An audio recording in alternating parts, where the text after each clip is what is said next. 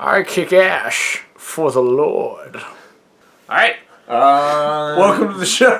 Yeah, welcome to the show. This is the Welch Review. Today we are reviewing Dead Alive, also known as Brain Dead. That's the other name for it, right? Yep, so Right. Yeah, in New Zealand it came out and it was Dead Alive. And then when it came over to the States, they changed the name to Brain Dead. And it's one of the early films of Peter Jackson. Mm-hmm. He was greatly inspired by George R. Romero's Dawn of the Dead. So he wanted to take a shot at the zombie genre. Is Peter Jackson from New Zealand? Peter Jackson is from New Zealand. All right, that explains like a whole bunch about the Lord of the Rings. His wife actually calls him a hobbit. Yeah? Because he's hairy and, according to IMDb trivia, quite swarthy. Swarthy? Is he short? Probably. I'm not sure what swarthy means. We're not calling you short, Peter Jackson. I am. But anyway. The story of Dead Alive or Brain Dead, depending on what the cover of your copy says, follows a young man named Lionel as he kind of breaks away from trying to be a mama's boy. Yeah, I mean, I guess that's kind of a really good way to put it. It's like way more messed up than that, but that's like the PG version, right? Yeah. So like it starts off on Skull Island, which you may also recognize as the homeland of King Kong. So we start off Skull Island, and they are bringing a rat monkey. Monkey. So they're bringing a rat monkey to a zoo in New Zealand, and a whole bunch of stuff happens on that island that we're not going to talk about because you'll find out about it. But the long and short is when rat monkey bites you, you essentially turn into a zombie.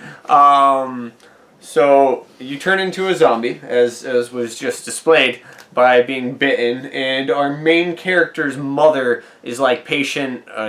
there we go. Patient 0, right? Or patient 1? I'm not sure how that Patient works. 0. Patient 0. Patient So 0.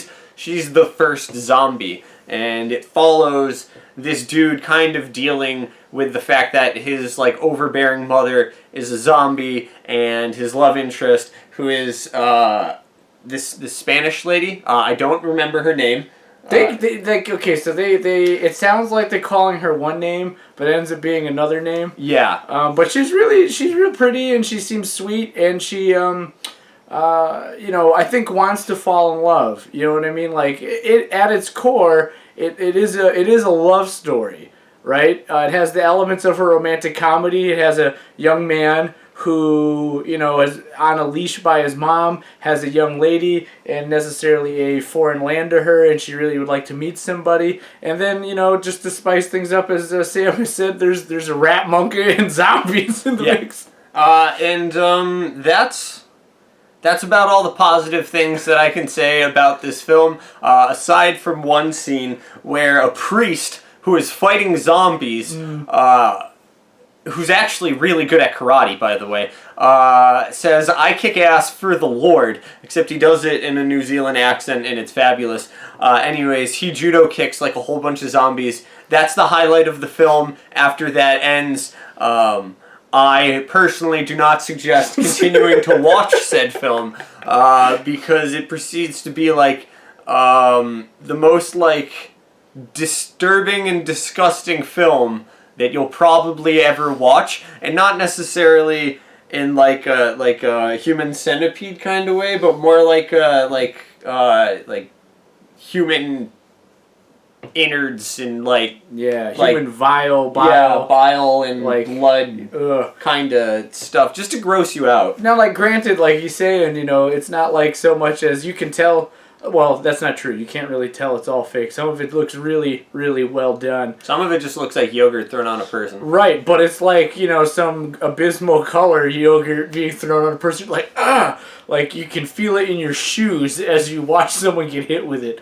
And then, the end is interesting. Like, the big bad, like the reveal scene, we were watching it and Sam's like, no, that's how you introduce, the big bad, like the head mofo. That's how you do it. But the design of said, big bad mofo is rather creepy. And then there's I'm sure some psychology spin you could put on it, where the hero re-enters something he once exited when he was a baby. Yeah, there's like a reverse birth scene, which is like real messed up in a lot of ways. But I do think that one day somebody should take this movie and just make like the last bad guy, right? Just replace it with the Kool-Aid Man for every scene, and it would be amazing. So hopefully we'll see that on the internet at some point in time. Oh yeah. I think if Peter Jackson today, like, you know, was like, how can I make this like slightly less cringe, like not like gore cringy and amped up some of the special effects a little bit. Yeah. I think it might do well. It'd definitely be a good remake. Like if they could remake The Evil Dead and make that like like not hilarious and seriously horrifying, then they could totally make Dead Alive and or Brain Dead, you know, like an actual like scary film. Mm-hmm. Now you, like when we were watching it, you expressed that you actually thought that it was good. So like I've given my reasons for why I don't like it, or at least some of them. Some of them you're gonna have to experience for yourself, and you'll see all of them. There's also like an intestine butthole monster. I don't know why that needed to exist, but it does. So like why do you think that it's not bad? Well, when you put it like that, you make it really hard for me to come up with an argument. You don't need to argue. Just like why is it good? Worth watching? I mean, okay, so for one, it's Peter Jackson. All right, now I'm a big Peter Jackson fan. He made King Kong, I thought, absolute fantastic version of the film, and hopefully we'll get to touch on that. And obviously his Middle Earth exploits, I really enjoy all of them. So as a director alone, I think he's remarkable. But you know, it's cool to see him like, you know, like, hey, you know what? I want to try to make a zombie film, or I would try to want to make like, you know, this kind of monster movie like Sam Raimi and George Romero, and then like in the vein of Return of the Living Dead, right? It's campy. It's definitely over the top. He knows it's over the top. Yeah, like, this movie knows that it's weird. Like they're well aware. It's not. I don't think it would be a shock to any of them. Yeah, like they knew what they were going for. They're like, hey, listen, you're gonna play it kind of straight, even though you're gonna be ridiculous, and it's gonna be a good time. And I mean, a priest saying "I kick ass for the Lord" and jumping off of like a statue in a cemetery in like a pink robe. That's pretty dope. It's pretty great. I do think that that's like the high point of the film. Everything beforehand was downhill, and everything afterwards is also downhill. I argue it's also a love story. It's a rom-com with zombies. So you could try it as a date night flick. It might not work out. No, you will not have that much fun watching this film. But yeah, so yeah, I don't know. What Dead Alive or Brain Dead? It gets I mean, not that we do a rating system, but 2 out of 5. 2 out of 5 for me. But if you want smooches and zombies, this is for you. No, it's not.